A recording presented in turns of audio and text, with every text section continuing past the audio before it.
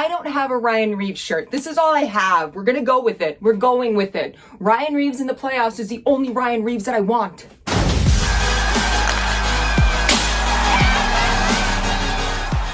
What is up, guys? Welcome back to the Glove Drop. I hope you're having like a really great weekend.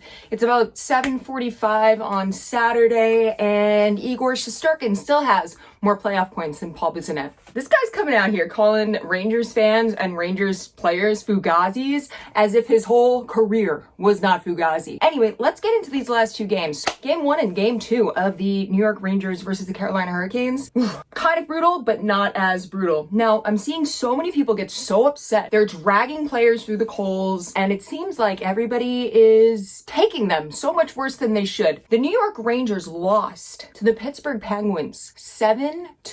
7-2, 7-3. I blocked it out twice in a row. That's a lot worse than what we just saw during Game 1 and Game 2. That's like a lot worse. And the performance put up by the entire Rangers team was light years better against the Carolina Hurricanes than it ever was against the Pens, especially during those two games that PPG paints, because good Lord, that was terrible. I don't think people should be that worried about it. The instinct of getting jacked up and freaked out is obviously going to be there because round 2, it's like, oh my gosh, we made it through round 1. I get it, but I don't know if it's a part of their game plan, but they just wait for everybody to be on a heart monitor until they start to play. If I'm not sitting in my living room with my dad and we're passing back the pulse oximeter, then it's not clutch time. That being said, a few keys going into Game 3. The New York Rangers know exactly what they need to do. That top 6, they weren't there for the first 5 games of round 1, and then we all saw what happened. Going into MSG is going to be a huge shift in energy for this team. Yeah, is Carolina fired up, and is that arena one of the louder ones to play in? Of course it is, especially when you bring an air horn to a game. Obviously, the air horn didn't work for the Pens, so I don't really know what the Canes are thinking about.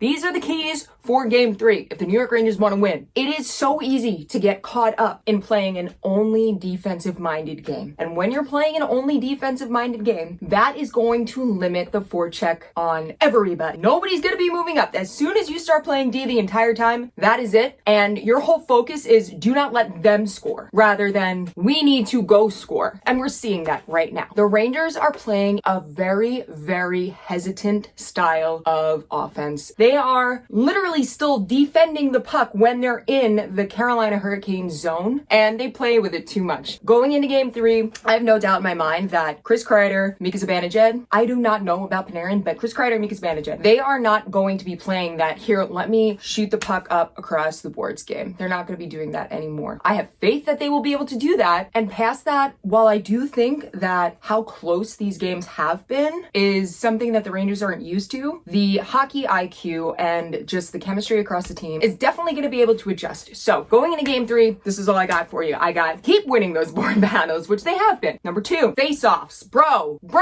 face-offs on a power play are so important. I don't care, Mika. I do not care if you lose every other face-off, but if you are on a power play and you have a face-off in Carolina's zone, you need to win. Otherwise, they're clearing the puck. That's going to kill off 25 seconds, and we're not going to have the opportunity to put together anything on the power play. Are they a great penalty kill team? Absolutely. Are we? Yep. And like, just do it. Just do it during the power plays. If you're not going to do it on any other occasion, just do it then. Forecheck. I get it. You're scared of moving up when you feel that the offense is not going to back check. But I know the offensive ability of this team when it comes down to their D-men. K'Andre Miller, what did K'Andre Miller do in Game 7? We need to see that. There should be no doubt in anybody's mind on that team that they can get back in time if they need to. This is a conservative style of hockey that they're playing, and the New York Rangers have zero ability when it comes to playing conservative. So do not dump and change like that. If you are about to chuck the puck down the ice, put it on somebody's stick. The New York Rangers have a much better opportunity of winning the puck if it's a board battle versus when it is dumped into the other zone, because when they dump it,